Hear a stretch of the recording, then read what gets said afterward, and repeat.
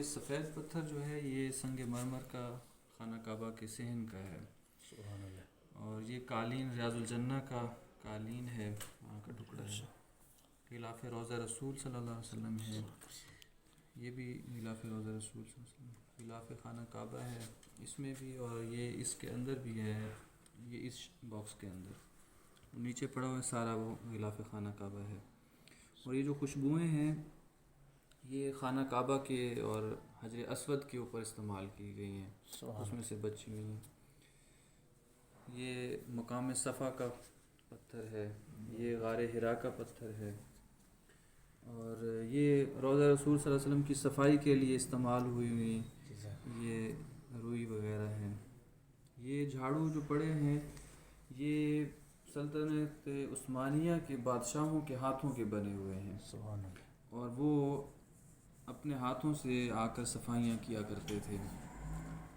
تو جو بادشاہ ہوتے تھے وہ بھی اپنے لیے یہ اعزاز سمجھتے تھے, اور ان کا ادب اور احترام یہ ہوتا تھا کہ خود آ کر صفائیاں کیا کرتے تھے. یہ 1972 میں حضرت صاحب کو. ہاں جی, تقریباً اس کو یہاں پڑے ہوئے 50 سال ہو گئے ہیں, اور بنی ہوئی پتہ نہیں کب کی ہیں, تو وہاں استعمال ہوئی ہیں. یہ ایک لباس ہے, اس میں ایک لباس ایک خاص خادم وہاں پہ تھے, خادم تھے, وہ یہ پہن کر اندر جاتے تھے, صفائی کرتے تھے, واپس آتے تو پھر یہ چینج کر لیتے تھے. تو یہ خاص لباس انہوں نے رکھا ہوا تھا, تو وہ پھر قبلہ حضرت صاحب کو انہوں نے دیا تھا.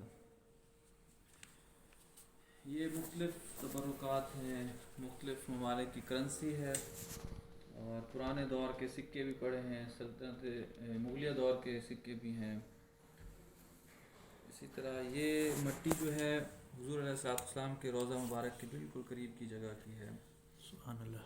آب زمزم کی جگہ کا یہ پتھر ہے, مدینہ کی خاک شفا ہے اس ڈبی میں. اسی طرح مختلف تبرکات, اور یہ قبلہ حضرت صاحب کو مختلف بزرگوں کی طرف سے دیے گئے تبرکات ہیں. حضرت خواجہ باقی اللہ رحمۃ اللہ علیہ, حضرت معین الدین چشتی اجمیری رحمۃ اللہ علیہ, حضرت خواجہ نظام الدین اولیاء رحمۃ اللہ علیہ, ان کے مزارات سے یہ تبرکات ملے ہوئے ہیں. اور یہ جو دستار ہے, یہ والی دستار حضرت خواجہ نواب الدین رحمۃ اللہ علیہ کی اپنی دستار تھی. قبلہ حضرت صاحب کو اجازت خلافت عطا فرمائی, تو یہ دستار, جبہ اور یہ رومال اس وقت عطا ہوا تھا. اور یہ ملک شام کے مفتی حضرت شیخ احمد کفتار رحمۃ اللہ علیہ, قبلہ حضرت صاحب کو اجازت خلافت بھی دی, اور یہ دستار ساتھ انہوں نے دی تھی. سبحان اللہ. یہ مختلف عصا پڑے ہوئے ہیں, یہ بھی بہت سارے بزرگوں کے ہیں. ایک تو سیدو بابا, حضرت سیدو بابا رحمۃ اللہ علیہ کا ہے, اسی طرح حاجی صاحب ترنگزئی رحمۃ اللہ علیہ کا ہے, اس کے علاوہ بھی اور بزرگوں کے ہیں. یہ قرآن پاک کا پہلا سپارہ ہے, اس کا وزن 1 من 10 سیر ہے, اور یہ قبلہ حضرت صاحب کی زیر نگرانی لکھا گیا لاہور میں. یہ 30واں سپارہ ہے. ہر سپارے میں رسم الخط جو ہے وہ مختلف ہے, اور پورے قرآن پاک میں 3700 رسم الخط لکھے گئے ہیں, جو کہ شاید پوری دنیا میں ایک واحد یہ قرآن پاک ہے اتنے رسم الخط میں لکھا گیا ہو. اور وزن کے اعتبار سے بھی یہ اس جیسا قرآن پاک کوئی بھی نہیں لکھا گیا. اور فیصل مسجد میں جو رکھوایا گیا, ہاں جی, وہ بھی اسی کے ساتھ, اسی کے 10 پارے میں فیصل مسجد میں جی, اور 10 پارے شاید موری شریف میں, اور 10 یہاں پہ اسی طرح, یا نہیں, فیصل مسجد میں بھی ہیں, بادشاہی مسجد میں بھی ہیں, موری شریف کے علاوہ اور بھی خانقاہوں میں بھی ہیں, بڑے بڑے اداروں کو بھی دیے گئے. تو تقریباً لکھے ہوئے بھی 35 سال گزر چکے ہیں. اس کے علاوہ کتابیں جو ہیں, ہر ٹاپک پر کتابیں موجود ہیں. قبلہ حضرت صاحب جہاں بھی گئے ہیں 7 کتابیں لے کے آئے ہیں, اور ایسی کتابیں ہیں کہ اب کہیں سے ملتی بھی نہیں ہیں. تو بعض لوگوں کی جگہوں سے چھپی ہوئی کتابیں ان کے پاس سے ختم ہو گئی, لیکن یہاں موجود ہیں. اور یہاں پہ تقریباً 88 کے قریب ایسے مخطوطات ہیں جو ہاتھوں سے لکھے ہوئے پرانے دور کے بزرگوں کے لکھے ہوئے ہیں. کم از کم ان کو 400 سال 500 سال ہو گئے ہیں. تو اس وقت کی جو لکھائی ہے اسی طرح محفوظ سنبھال کے رکھے ہوئے ہیں. ماشاءاللہ. کچھ پر کام ہوا ہے, کچھ پر مزید کام ہوگا, تو وہ بھی ایک نایاب چیزیں ہیں. اور اس پہ کوئی ایسی کتاب بھی ایک ہے کہ سنا ہے کہ پوری دنیا میں وہ ایک ہی ہے اور یہاں پہ ہی ہے، وہ نہیں مخطوطات، ہاں جو مخطوطات ہیں وہی مخطوطات کی بات ہے. شاہ عبد الحق محدث دہلوی رحمۃ اللہ علیہ کی کتابیں وہ بھی موجود ہیں. ماشاء اللہ. اس انہیں کتابوں میں ہی ہے؟ نہیں وہ الگ ہیں، وہ الگ مطلب سمے ہاں وہ رکھے ہوئے ہیں. ٹھیک.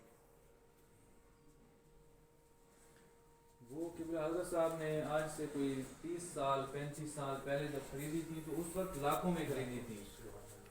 تو اس وقت لوگ لاکھوں کی زمین جائیداد وغیرہ خریدتے تھے تو بہت زیادہ آتی تھی.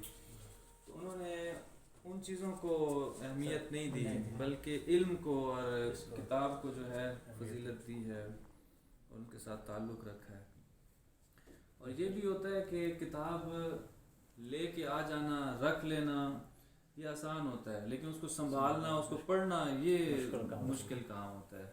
اب یہ جتنی بھی کتابیں ہیں تقریباً حضرت صاحب ان کا مطالعہ ضرور فرماتے تھے. جو بھی کتاب ہوتی تھی اس کو پڑھ لیتے تھے پھر لائبریری میں رکھوا دیتے.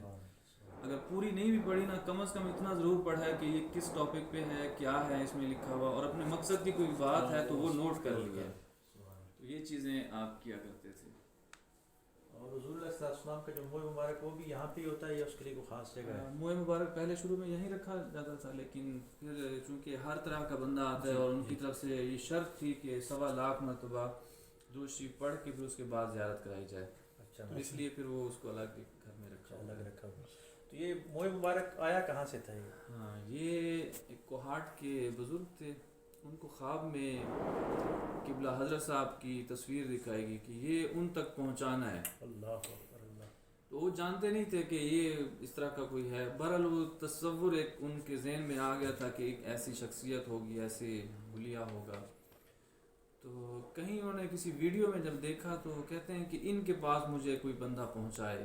کسی طریقے سے رابطہ کرتے کرتے انہوں نے پیغام وہاں تک پہنچایا ملاقات کے لیے. انہوں نے پھر جا کر بتایا کہ خواب میں نے ایسا دیکھا تھا کہ مجھے حضور علیہ السلام کی طرف سے یہ نشانی دی گئی تھی کہ اس طرح کا ایک بندہ ہوگا، اس کو منہ مبارک پہنچانا ہے تو میں دینا چاہتا ہوں. تو پھر ایک قافلے کی صورت میں وہاں پر پہنچے، پھر مل گیا. اس کے بعد پھر 1 سال کے بعد وہ بزرگ جو تھے وہ فوت ہو گئے تھے. تو گویا ایک امانت تھی جو آگے ایسی جگہ تک پہنچانی تھی کہ آگے لوگوں تک اس کی زیارت بھی ہوتی رہے. اور موئے مبارک کے بارے میں یہ کہا جاتا ہے کہ بڑھتا رہتا ہے اور پھر آگے سے کاٹ لیتے ہیں کہ بڑھتا ہی رہتا ہے اس حساب سے؟ جی بڑھتا رہتا ہے. ابھی جو اس وقت لایا تھا تو چھوٹا تھا، اب اس سے تقریباً 3 گنا زیادہ ہو چکا ہے. اچھا ماشاء اللہ. کیا بات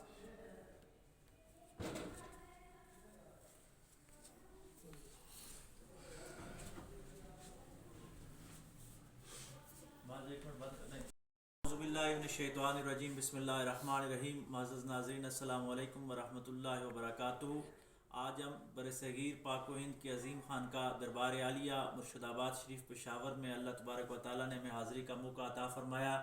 یہ ہم سب کے مرشد عظیم تھے، سلسلہ عالیہ خیریہ کے بانی تھے. جس طرح دربار شریف پہ بھی ویڈیو بنی ہے آپ کے ساتھ شیئر کی جائے گی حضرت صاحب کی زندگی کے حوالے سے. تو یہاں پہ جو عظیم الشان کتب خانہ خیریہ ہے اس کے ناظم اعلیٰ حضرت علامہ مولانا قاری شفیق احمد الخیری صاحب، جنہوں نے یہاں سے ہی تعلیم حاصل کی اور حضرت صاحب کی خاص توجہات ان پہ رہی اور یہ لائبریری کا سارا انتظام اور انصرام سنبھال رہے ہیں. یہ جتنی بھی تبرکات کے حوالے سے، نوادرات کے حوالے سے اور کتابوں کے حوالے سے جتنی بھی بریفنگ دی، جتنی بھی آواز تھی، یہ قاری شفیق الخیری صاحب کی تھی. یہ لہیہ بکر جنوبی پنجاب سے ان کا تعلق ہے، لیکن ان کی خوش بختی ہے کہ چھوٹی عمر میں اللہ والوں کی صحبت اللہ تبارک و تعالیٰ نے ان کو نصیب فرمائی اور آج اس عظیم خانقاہ میں ناظم اعلیٰ کے فرائض سر انجام دے رہے ہیں. اللہ تبارک و تعالیٰ قاری شفیق الخیری صاحب کو مزید ذوق اور بلندیاں عطا فرمائے اور ہم سب کو اس دربار شریف کا فیضان عطا فرمائے. اور ہمارے مرشد صوفی باصفا حضرت علامہ صوفی طیب زمان نقشبندی الخیری دامت برکاتہم العالیہ اور ہمارے دادا مرشد خواجہ خواجگان خواجہ ابو الخیر پیر محمد عبداللہ جان رحمۃ اللہ علیہ اور حضور قبلہ میاں گل صاحب دامت برکاتہم العالیہ، اللہ تبارک و تعالیٰ ہم کو ہمیشہ ان کے قدموں کے ساتھ منسلک رکھے.